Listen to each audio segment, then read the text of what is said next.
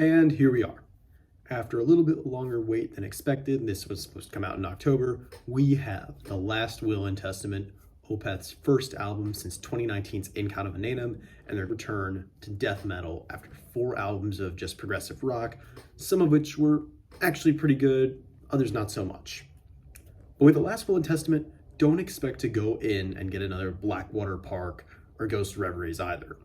While there's definitely many death metal elements on the album, this isn't a full return to their glory days, and this album is clearly blending their two eras together.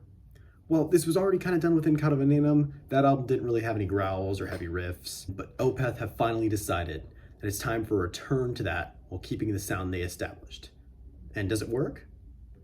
Yes, it absolutely does. This is an incredible return to form, and while In Kind of Venenum was already a solid effort of Opeth perfecting the progressive rock sound they were going for, here, instead of doing away with it entirely for a full-on death metal comeback, they successfully merged the sounds of their two eras together to create what is arguably their best album since Ghost Reveries. Now, Opeth does something interesting with the tracks here.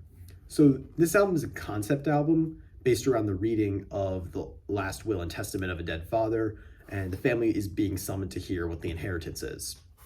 Quite literally, the album is the reading of a will with a soundtrack.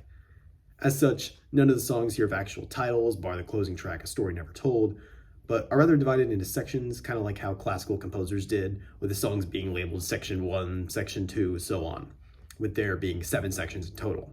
Now, to some, it may seem kind of pretentious, the whole progressive rock trying to be like classical music, whatever, but here it actually works with the album's concept, as each of these is a paragraph of the will with 7 paragraphs. The album is actually fairly short as well, only clocking in at 51 minutes. Usually Opeth albums are known for being over an hour, with a few exceptions like Damnation, which was only like 40-something minutes long. But in this case, the shorter length actually works in the album's favor. You see, a problem that has plagued the last few Opeth albums is the songs being too long, with them often dragging in their lengths and compositions and not really going anywhere, resulting in them being very boring. Here, that's not a problem. The longest songs are just over 7 minutes in length, and at no point does the album sound tired, drawn out, or phoned in. The album doesn't really have a lot of room to breathe, as it just keeps going like one long composition with no huge stops in between.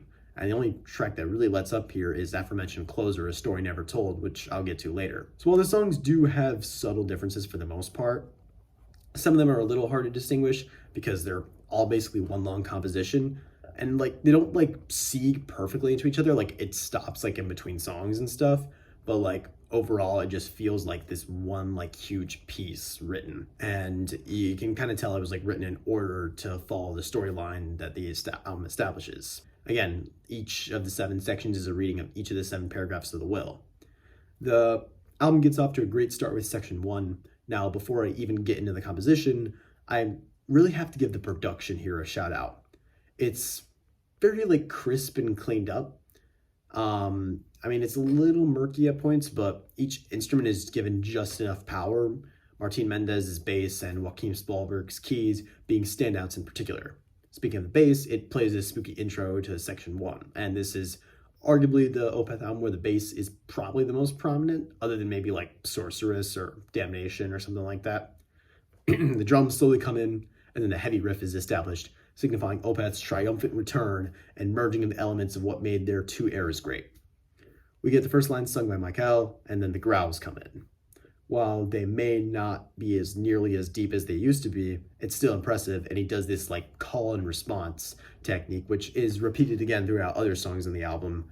And it kind of works well as to follow the sort of storyline here. It's great.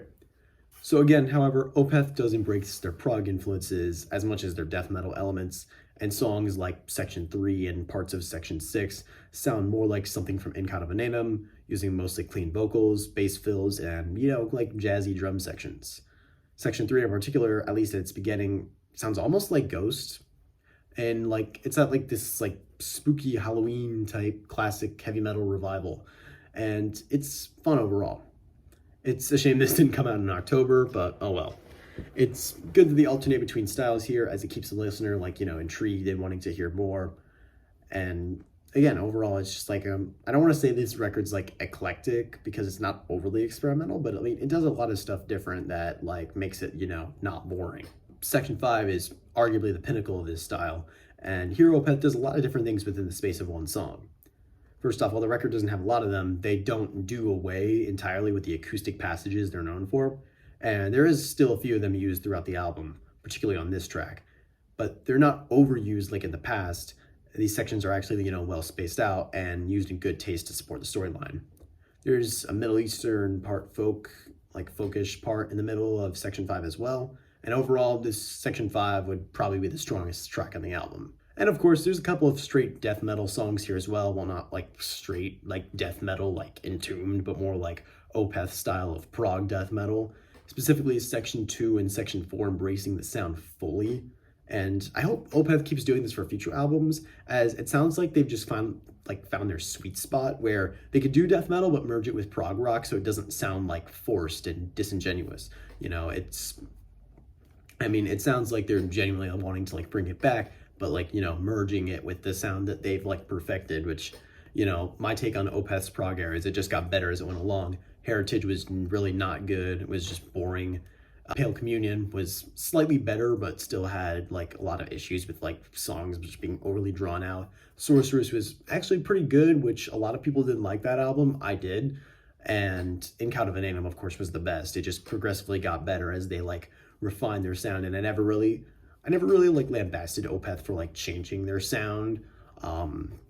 Because a band changing their sound is fine. It's just how well they do it. That's the main caveat here. And with Opeth, again, like I said, they just kind of they started off rough with it, but eventually got better and refined it. And here it's kind of reaching its pinnacle. Section 7 is the somewhat finale here, as it opens off very dramatically with a real-loud of the last paragraph of the will, which yes, session musicians, it's one of the guys from Europe and Ian Anderson from Jethro Tull. That they do the sort of spoken word sections, which is cool, see Opeth again embracing their prog influences here. And so this song, section 7, alternates between Opeth's two styles once again, all before ending with a part where the band members all sing along some words in Latin, which apparently is the first time they ever did that, where all the band members are singing. And then they end the song with this folk rock section with some violins to accompany. A Story Never Told effectively closes out the album. It's a ballad that starts off very orchestral, kind of builds up, and at the end of it we get this epic guitar solo drenched in reverb, and in the story it's supposed to be this part where the will is read and a few years have passed, but they're finding out some new stuff they didn't find out before. And it works as a great closer, especially it's kind of the only part of the album that lets up at any point. And again, it's a ballad, so at least the album kind of, after being so tight for 7 songs, it's finally given some room to breathe at the end. And like I said, it builds up to this epic guitar solo and then just fades out. So wow, what a return. After 5 years of recording inactivity, Opeth comes out with an album that is the perfect amalgamation of their two eras. There's a lot of musical sophistication present, as well as variety, with plenty of keyboard solos, multi-layered compositions, and even some flute and harp sections.